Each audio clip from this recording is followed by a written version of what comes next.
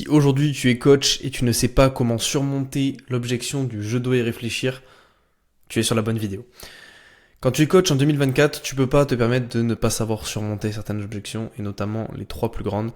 Je te les présenterai en vidéo. De toute manière, là, c'est la première d'une série. Je dirais pas une longue série parce que ce sera probablement pas le cas, mais ce serait une série de vidéos. Voilà. Donc déjà, aujourd'hui, tu es coach, tu sais pas comment vaincre l'objection du je dois y réfléchir. Malgré toute ta bonne volonté, eh bien tu es sur la bonne vidéo. Avant ça, je t'invite à cliquer sur le lien dans ma bio pour réserver un appel de consulting avec moi. Voilà, je vais te donner de la valeur et je vais voir avec toi comment est-ce que tu peux mettre en place ce que je te présente depuis un petit moment maintenant, enfin depuis une semaine pour l'instant, implémenter ce que met en place voilà, Alex Hormozy, Iman Gadzhi, Gary Vee, toutes ces personnes-là très influentes et qui fonctionnent plutôt bien dans le monde du business en ligne, on va pas se mentir. Et voilà, moi je vais te montrer comment est-ce que tu peux l'implémenter. Ok? Donc n'hésite pas à cliquer sur le lien dans la bio et à réserver un créneau avec moi, je suis assez disponible en ce moment.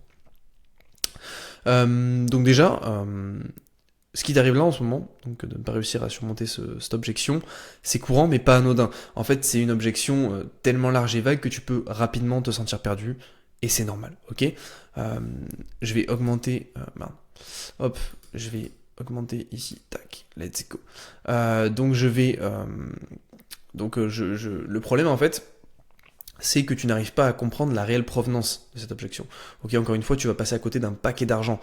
Comme on dit, il y a une phrase qui dit tu as les poches pleines d'argent, mais elles sont trouées et tu perds tout ton argent. Ok, donc moi je vais t'expliquer étape par étape comment est-ce que tu peux surmonter cette fameuse objection. Ok, je vais t'expliquer tout ça étape par étape. Déjà, dans un premier temps, tu dois comprendre que cette objection-là, c'est une objection qui est très courante. Car en fait, la plupart des prospects, ils peuvent hésiter à prendre une décision sur le moment même. C'est tout à fait normal, c'est tout à fait possible. Je vais monter juste un peu, tac. Ils peuvent, voilà, ils hésitent souvent, ok? Donc ça reflète généralement une incertitude, un besoin de plus d'informations ou simplement une excuse pour éviter une décision immédiate. Ok, c'est généralement le cas. C'est généralement ce qui se passe dans 90% des cas, ok?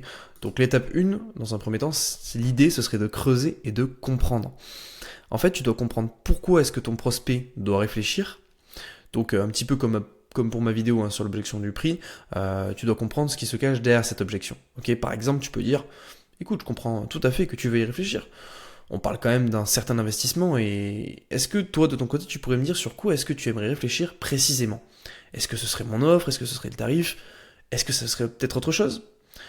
En fait, en lui posant cette question, tu vas le mettre en position de recherche. C'est-à-dire que lui, tu vas le mettre dans une position où il va creuser dans sa tête, il va dire c'est vrai ça, pourquoi est-ce que je réfléchis? Donc là, deux possibilités, soit il va te dire quelque chose de fondé, ou en fait c'était uniquement pour cacher la réelle objection en fait, ou soit, eh bien en fait il n'y aura pas de réelle objection. Et là il va dire oui, en fait je sais pas sur quoi je dois réfléchir, enfin il va peut-être pas te le dire comme ça, mais tu m'as compris.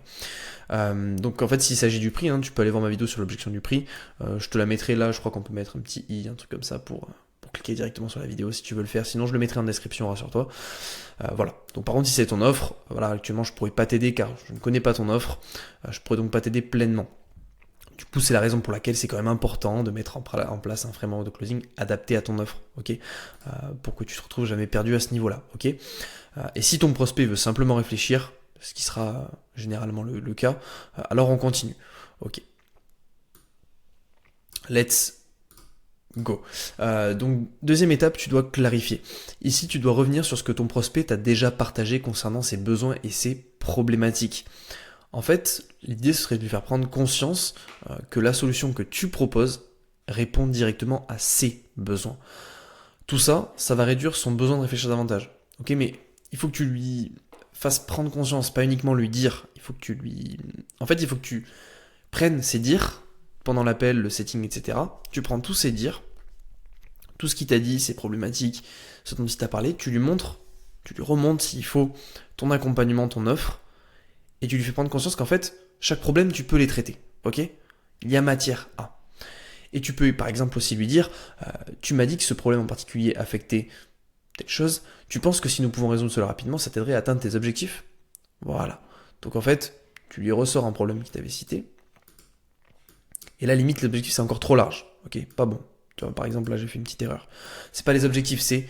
Par exemple, si son objectif, c'est d'atteindre d'avoir 15 appels closés par semaine, je dis n'importe quoi. Donc par exemple, tu m'as dit que ce problème en particulier affectait le fait que tu puisses avoir 15 nouveaux closes par semaine. Est-ce que tu penses que si on peut résoudre ça rapidement, ça t'atteindrait à atteindre tes 15 appels par semaine? Et en fait, il est persuadé que la réponse c'est oui, ça va m'aider, ok? L'idée c'est ça. C'est vraiment, en fait c'est limite, j'ai envie de te dire, c'est comme, mais même moi, tout le monde fonctionne comme ça, on est comme des enfants. Il faut prendre ton prospect en fait, il faut que tu le prennes par la main en fait, et que tu le guides. Parce qu'il a conscience. Il a conscience de ses besoins, mais il a probablement peur, ou il est probablement pas persuadé à 100%. Ok, donc tu dois lui montrer en le prenant par la main. Ok. On le voit beaucoup ça en copywriting. Je te prends par la main et je te montre comment. Même moi je l'utilise. Je te prends par la main et je te montre comment faire telle chose. Ok. On le fait ensemble. Ok. C'est ça qu'il faut que tu lui montres. Il va pas être tout seul, il sera avec toi. Étape 3, le réassurer. Donc comme on l'a dit, l'objection je dois y réfléchir, c'est généralement le signe en fait que le prospect a besoin de davantage d'informations pour se sentir à l'aise.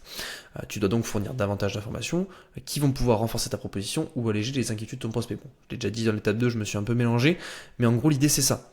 Ce serait de pouvoir réassurer, ok, tu lui montres la garantie, l'offre, etc. Ok. Donc à ce moment précis, avec l'appui de ta garantie, des avis clients et de tout le travail fait en amont avec le processus warm-up que je t'ai expliqué dans une autre vidéo, tout devrait être ok, a priori. Ok. Si ça ne l'est pas, tu vas devoir repartir en R2, parce que si une personne, elle te dit juste qu'elle doit réfléchir, et que tu vois que c'est pas fondé, de toute façon tu vas le voir à son langage non verbal, hein, à son non verbal que, en fait, elle est pas sûre. Tu peux pas forcer une personne. C'est-à-dire que à un certain moment, euh, une réflexion non fondée et peu claire, c'est une objection qui démontre simplement un manque de confiance. Et je sais pas si je l'ai mis, non je l'ai pas mis, mais en gros, une personne qui démarre un accompagnement en voulant réfléchir, qui a été forcée par de l'urgence, par des méthodes de manipulation ou autre, c'est une personne qui soit va être extrêmement contente et va dire waouh incroyable merci, et qui va lui dire merci de m'avoir forcé en fait. Bon, il y a quand même peu de chance que les gens te disent ça, la plupart des personnes ont peur et du coup ne le feront pas. Par contre, il y a également d'autres possibilités, c'est que les personnes, si tu es en B2C, elles peuvent se désister au bout des 14 jours, ou alors en B2B, qu'elles te lâchent en fait, tout simplement, qu'elles arrêtent de te payer, ou bref, ça va être en fait un client chiant. Des clients qu'on n'a pas envie d'avoir, ni toi ni moi, ok. Donc ça, il faut que tu en prennes conscience. Sur ce, moi j'ai terminé pour la vidéo comment surmonter l'objection je dois y réfléchir quand on est un coach en 2024. Je te souhaite une bonne soirée et je te dis à la prochaine. Ciao ciao.